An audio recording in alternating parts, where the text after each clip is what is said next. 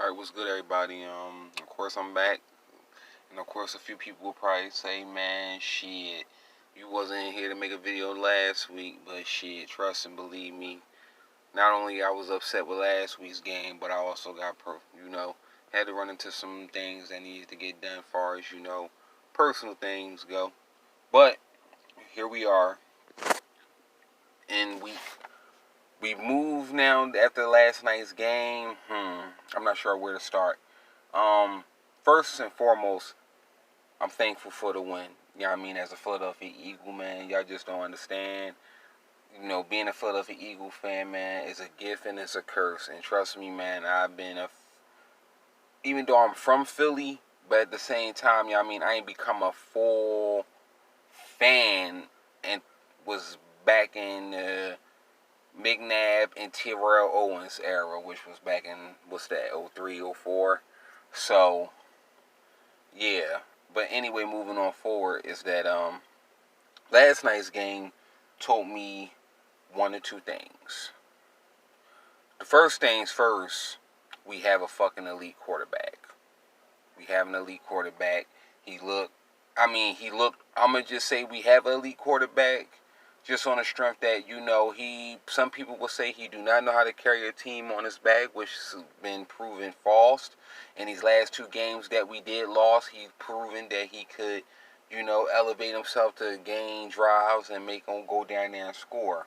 But Carson Wentz can do a lot better because there's a couple plays last night I was not happy with, especially that nice pass that was right there for freaking Alshon Jeffrey, and another overthrown ball that I forget was, I believe he was going to Goddard or Alshon, one of those, correct me if I'm wrong, but he missed a couple good throws, but he was able to get it back. But Carson gotta do better, bruh, because as the season progressed, there's no margin for error. Granted, we're going to make mistakes. We're all human, of course, everybody.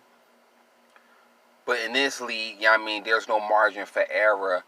And it's definitely no margin for error for Carson because, of course, quote unquote, now that he gotten his money, he shouldn't be making no mistakes at all, which I find it to believe is bullshit. Look at these motherfuckers that got all their fucking money and they haven't been back to the playoffs. Look at, they didn't even make it past the postseason. Falcons, you can say them. They done them for Maine, and then it's like, they come at Carson Wentz like he's the end all, the be all, like he's the goddamn, he's the quarterback, he's the receiver, he's the defense. I understand that quarterback is an important part of the whole thing, but at the same time, he can't do it all. Moving on with that whole idea, the other thing I got out of the game last night was basically, we need a goddamn corner. Our entire defense.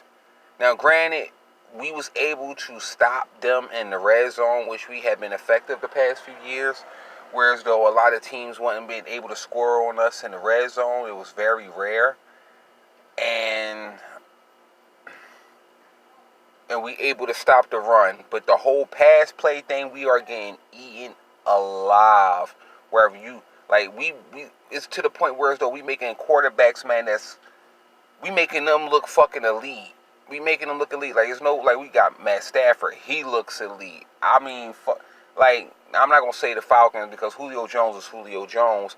But I don't want it to go down the stretch of this season where our motherfucking DBs are making other motherfucking quarterbacks look like they're the shit because they can't cover. Which brings me to my next point. I could be wrong, I could be right, or I could just be tripping. But my personal opinion, I believe we're going to probably more than likely go after Jalen Ramsey if he's still available. The reason why I say I think it's more probable to go get this guy, not just on the strength of the injuries, but he will change like I said in my last video, he will change the dynamic of the defense because it won't be super one-dimensional. Whereas though all you gotta do is throw pass on the Eagles, they defense, they backfield is the worst in the league, and technically it is. I'm sorry to say it, but it's the truth. Our damn secondary is the worst in the league. Anybody can pass on us. You can't run on us, But you can't. But you could definitely pass on us. And me personally, that situation has to get addressed. So I'm hoping and praying that Howie is on the phone right now. He's ready to say, man, fuck these 2 first-round picks. Because me personally, I'll give up anything to go get Jalen Ramsey. Of course, a lot of people will say, well, he's not going to fit into the goddamn scheme because we're going to still play the sticks defense. First of all, we don't know that. We do not know that. And even with all of that said, yeah, I mean, it could be the scheme, but if you pay attention to last night's game, we were getting 3 and outs. So we can't just be all about the whole idea of we having a shutdown corner. It's just that, yeah, I mean, at a certain point, I don't know if that was contradicting or not, sorry, y'all. But it's like, we were getting 3 and outs, but we were still getting passed on. So that goes to let me know if we had Jalen Ramsey last night on Devontae Adams, you think they would have got any more balls off? Because the linebacker was pretty much covering Graham, and, you know, you had Maddox and them, they covering the slot. So it wouldn't have made too much of a difference if you was throwing it to your tight end or you was throwing it to your right. It was getting shut down. But at the same time, we need that threatening corner that's going to put in that work week in and week out on their best receiver. And then let that allow the rest of the team to gather around that energy of this guy being on the field. But right now, you got fucking Darby. He's out for a few weeks. Now you got fucking Sidney Jones. That's supposed to be one of the steals of the draft, a first-round pick. And he hasn't still fucking progressed. He stayed pulling a hamstring or some shit. I'm not saying that it's the man's fault, but he hasn't fucking necessarily showed enough that he can be that motherfucking guy when healthy or when he's not getting burned. So either way you look at it, man, we are down to the point where we about to, not to mention Devontae Adams, he got hurt last night. So there is really no goddamn time to be sitting here saying, well, we're going to believe in our players or we're going to give them the best shot to step up. We ain't got time for none of that. None of that. There's no time for fucking margin of error.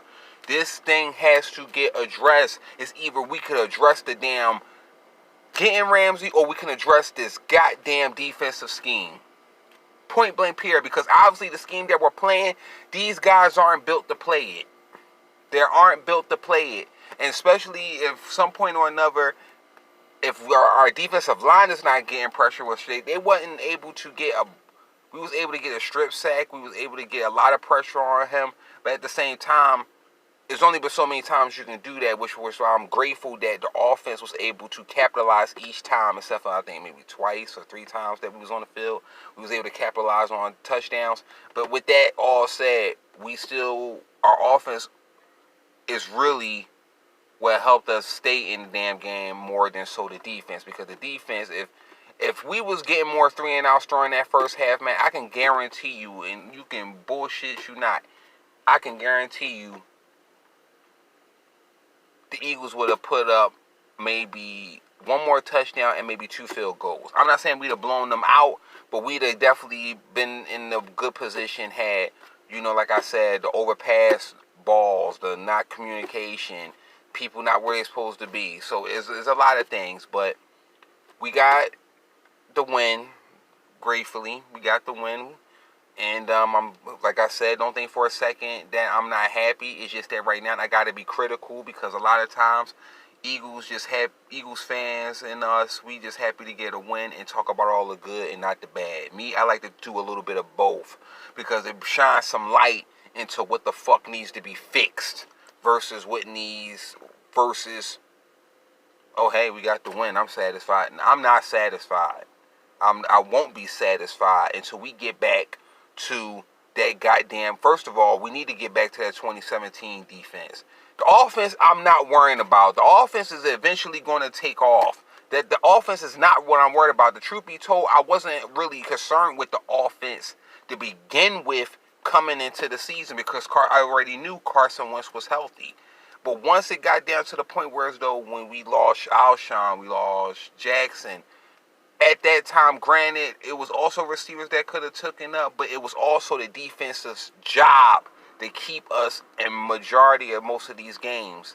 Some cases they was able to do a little bit of the work, but they weren't able to generate enough of the work.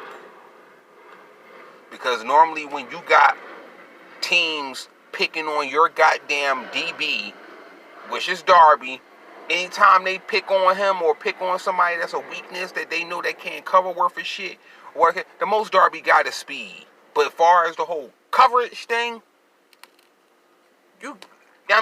more than 3 to 4 seconds, Darby's going to get fucking either get lost or he's going to be fucking covering somebody else, because that's how beat he going to be.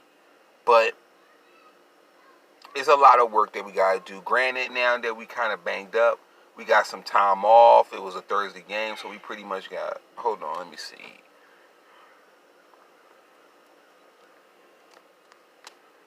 We basically got a whole 10 days off to, Sorry, y'all, I had to do all that counting. That was crazy. But we basically got some day. We got basically plenty of time to go back, getting healthy, getting acclimated in the next game plan, which I believe we got the Jets up. I'm not going to sit here and say that should be a win, because at the end of the day, any given Sunday is possible. Anybody can play fucked up one week and they come out looking like a star the next week. So I'm not going to throw all my eggs in the back of the say it's a win. But we do have a good, decent amount of time to heal up, get back into the game, get into the game plan, in hopes we can get a Jalen Ramsey sign in between today or a fucking Monday. Better yet, as of yesterday, we can get a phone call to Jalen Ramsey. Welcome to the Eagles. That way we got plenty of time to get him acclimated into the damn playbook.